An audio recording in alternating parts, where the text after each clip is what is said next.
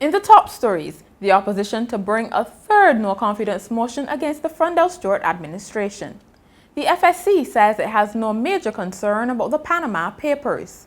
And Barbados and Jamaica to battle for regional youth netball supremacy. Welcome to Nation News for Friday, April 8, 2016. I'm Natasha Beckles. The opposition Barbados Labour Party is expected to file a no-confidence motion in the Freundel Stuart-led Democratic Labour Party government next week. It will be the third such motion filed by the BLP since the DLP first came to power in 2008. The latest motion was announced on Friday by opposition leader Mia Mottley, who said it is possible it could be debated when the House of Assembly resumes sittings on April 19th. She charged that Barbados is in a crisis, pointing to the ongoing water shortage, frequent industrial action, and environmental challenges at a number of schools. Among those lending support to Ms. Mottley was MP Kerry Simmons. He said things had been deteriorating in every sector of society. You come to the point where, in many instances, you can't conceive of a way in which you could get worse off. And so the opposition has a duty, as we see it, to raise these matters, to do so in the context of the most serious type of debate that parliamentary democracy allows, which is the no-confidence motion, and to pretty much say to the country that notwithstanding what the government's red herrings may be, we as an opposition are asking that the government remove itself as a burden from around the necks of the people. What could have been a crippling two-day strike by public service vehicle operators has been averted. This follows Friday's meeting of Transport Minister Michael Lashley, the Association of Public Transport Operators, and the Alliance of Public Service Vehicle Operators. The operators had indicated that thousands of passengers could be left stranded next Tuesday and Wednesday if their concerns were not addressed. The operators say they want a greater say in the policies that affect them.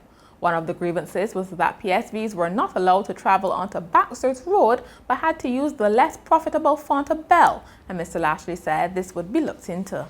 We agreed the issue of Baxter's Road, the buses returning through Baxter's Road, we agreed that we would speak to the relevant stakeholders and that also that we will set up a meeting next week in this urgently, I think on Friday at 10 o'clock with the stakeholders, members of the Royal Barbados Police Force, the ministry officials, and to see the way forward in terms of a solution.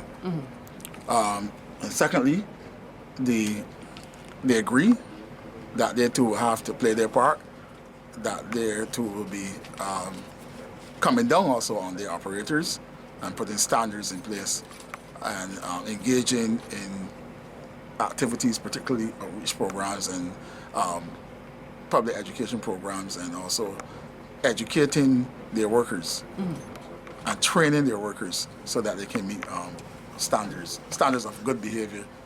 The Financial Services Commission is not overly concerned about the so-called Panama Papers, but it is prepared to take action if necessary.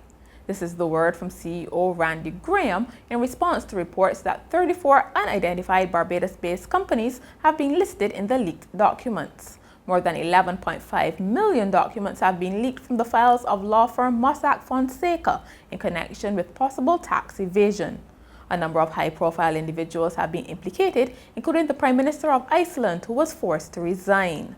Mr. Graham told the media nothing suggests that Barbados has been involved in any illegality. We will look at them to see if there's anything that we need to do as a country. But we are not in the business of any tax haven, so we are not, I can't say we are overly concerned about it, only to the extent that these international persons come and release this information. They pull Barbados in, and then we go under this cloud of grey, and now we have to spend a bunch of resources responding and confirming our position as a well-regulated jurisdiction. And that's the unfortunate nature of it. And we will do it. I mean, we will respond, but it is really unnecessary, if you ask me, because you're going to pull a small country into this report for 34 companies that you say out of 210,000 companies. Now, when you look at the Panama paper release, UK, USA, Luxembourg, they have thousands of companies, but nobody's speaking about them.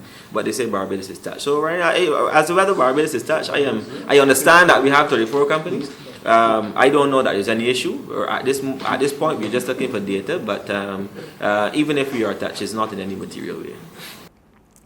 Administrators of occupational pension plans have been put on notice that they will be hauled before the courts if they don't register the plans. The warning comes from Chairman of the Financial Services Commission, Sir Frank Allen, who says there are 300 pension plans in operation, but only 220 have registered with the FSC in its 5 years of operation. Sir Frank told the press conference the associated penalties range from fines to imprisonment upon conviction. Recalling the collapse of a major pension plan in Europe, which left many investors without any security, he said the same can't be allowed in Barbados. Chairman of the Barbados Private Sector Association, Alex MacDonald, says too many people are averse to leadership. Speaking at the Cave Hill campus during a recent awards ceremony, he told students leadership is not about watching, but doing. Mr. MacDonald made reference to comments made in the Nation newspaper by some UWI students who complained about the inconvenience caused by repairs to the clock tower on campus. In his tongue-in-cheek comments, he said the protest was mediocre. Don't mind that you went to the Nation and talked about the tower.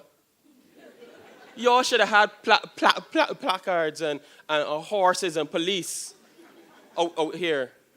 So what did you do? You had a little meeting there, sir.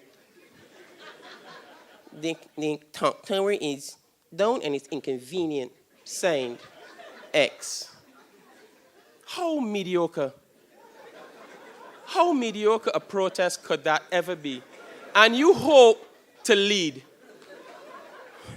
Listen, the tower should have been down, flames and fire. The principal still in her office, can't come out, and students licking at the place. That is leadership. That is power and guts. And that will also get you in jail. So use the intellect to decide if you really want to go to jail, but revel in it. Revel in your student power. Revel in the power of inspiring others. But don't be stupid. Barbadian innovator Alan Emtish has called for corruption to be stamped out in Barbados. Speaking to entrepreneurs taking part in Season 3 of the televised Bank on Me program, he said corruption is one of the 3 main impediments to innovation and entrepreneurship. I am saying here to you, do not accept that as a way of life or doing business. Corruption is corrosive to a society. Once it takes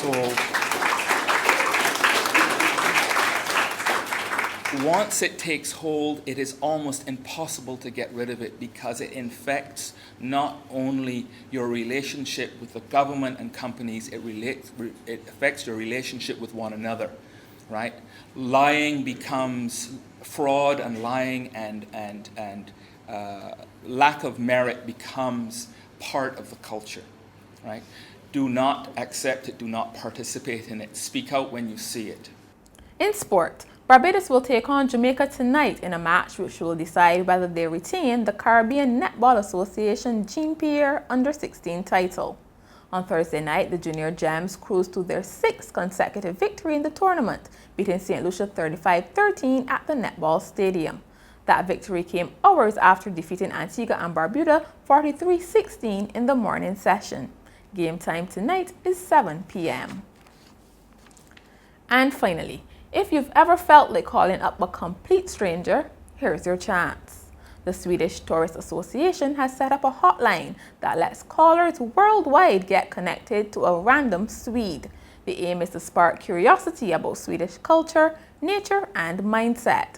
The Swedes who take the calls have volunteered by downloading an app, but they are not vetted or given any instructions about what to say. In the first day after the initiative was launched, about 3,000 people had dialed the number, and roughly the same number of Swedes had signed up to answer calls. And that's Nation News for Friday. For more news, log on to nationnews.com, as well as YouTube, Facebook, and Twitter. Remember to pick up your papers over the weekend or subscribe to our e-paper. Thank you so much for joining us.